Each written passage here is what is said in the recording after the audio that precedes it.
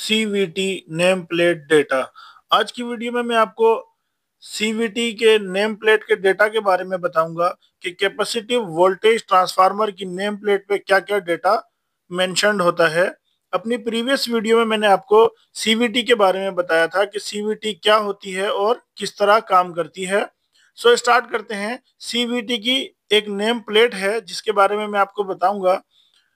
सबसे पहले इसके ऊपर मेंशन्ड है हैफलेट रंच, इसकी कंपनी है, उसका नाम है, जिसका ये मैन्युफैक्चरर है जो इस CVT का।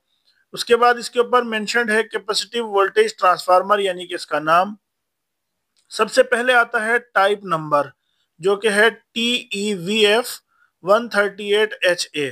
इस तरह ही TECH भी होता है, TECHA भी होता है। डिफरेंट टाइप्स होती हैं CVT की।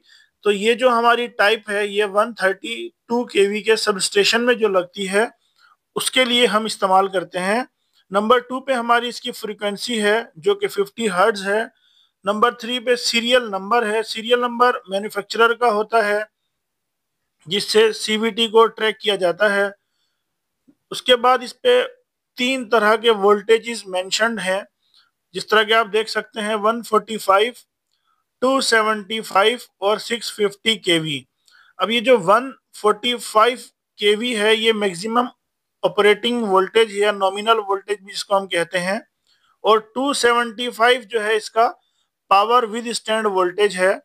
275 kV यानी कि इतने kV पे ये 1 मिनट के लिए विद स्टैंड करेगी। इसका इंसुलेशन लेवल 275 kV है। और 650 जो है वो इसका इम्पल्स या फिर जो लाइटिंग की वजह से स्विचिंग सर्जिस की वजह से हाई वोल्टेज आते हैं वो लेवल है, वो इतने केवी तक ये बियर करेगी। Rated voltage factor 1.5 times of rated voltage. अगर 1.5 टाइम्स ऑफ रेटेड वोल्टेज भी हम इसको दे देंगे तो 30 सेकेंड्स तक ये विदाउट एनी डैमेजेस बियर करेगी। उसके बाद इसमें जो प्राइमरी वोल्टेज है वो 132,000 डिवाइडेड बाय रेडिकल 3 है, क्योंकि ये 132 kV के सब स्टेशन में लगी हुई है। सो रेडिकल 3 से क्यों डिवाइड किया है, क्योंकि ये वोल्टेज जो है लाइन टू ग्राउंड है यानी सिंगल फेज के हैं। CVT हमेशा सिंगल फेज पे लगती है। 3 फेजेस के लिए डिफरेंट 3 CVT हम इस्तेमाल करते हैं।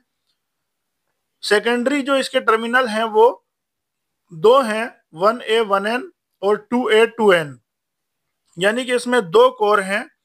अब 2 कोर सेकेंडरी पे है तो दोनों का सेकेंडरी का वोल्टेज उसने लिख दिया है कि 110 डिवाइडेड बाय रेडिकल 3 और दूसरी का भी 110 डिवाइडेड बाय रेडिकल 3 है। जबकि वोल्टेज रेशियो जो है 12,000 है, यानी कि 132 kV को 110 वोल्ट में करती है ये, इस वजह से। उसके बाद इसकी जो एक्यूरेसी क्लास है वो 1 है। अब मेजरमेंट की क्लास और प्रोटेक्शन की क्लास अलग अलग होती हैं। मेजरमेंट की क्लास जो है वो प्रिसाइज होती हैं, 1, 0.5 इस तरह होती हैं। और जो प्रोटेक्शन की है हमारी वो जिस तरह 3 होती है या 6 होती है, तो ये इसकी टॉलरेंसीज आप यहाँ देख सकते हैं।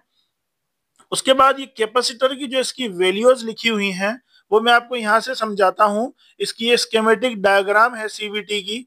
इसमें आप देख सकते हैं कि पहले C1 कैपेसिटर है, उसके बाद C2 कैपेसिटर है। अब C1 कैपेसिटर की वैल्यू जो है बहुत ज्यादा है, इस वजह से कैपेसिटिव रिएक्टेंस की वैल्यू बहुत कम होगी। इसी तरीके से जो हमारा C2 है उसकी वैल्यू बहुत ज्यादा है तो उसकी कैपेसिटिव रिएक्टेंस की वैल्यू कम होगी, यानी कि वोल्टेज ड्रॉप जो C2 के अक्रॉस होगा वो बहुत ज्यादा कम होगा। अगर हम इसको फेज वोल्टेज 76 kV देते हैं तो C2 के अक्रॉस जो है जस्ट 2 to 3 kV का वोल्टेज ड्रॉप होगा। अब आप देख सकते हैं जो ट्रांसफार्मर यहाँ लगा हुआ है ये C2 के पैरेलल में लगा हुआ है, तो जो वोल्टेज C2 के अक्रॉस होंगे वही इस ट्रांसफार्मर के प्राइमरी पे होंगे।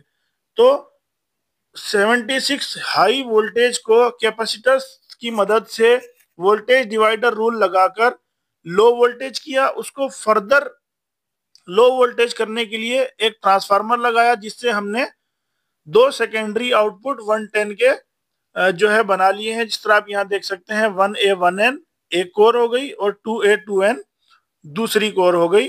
तो ये इसकी 2 कोर हैं हमारे जो जो सेकेंडरी है सीवीटी का। उम्मीद है आपको आज की वीडियो अच्छी लगी होगी। Thanks for watching electrical in industry.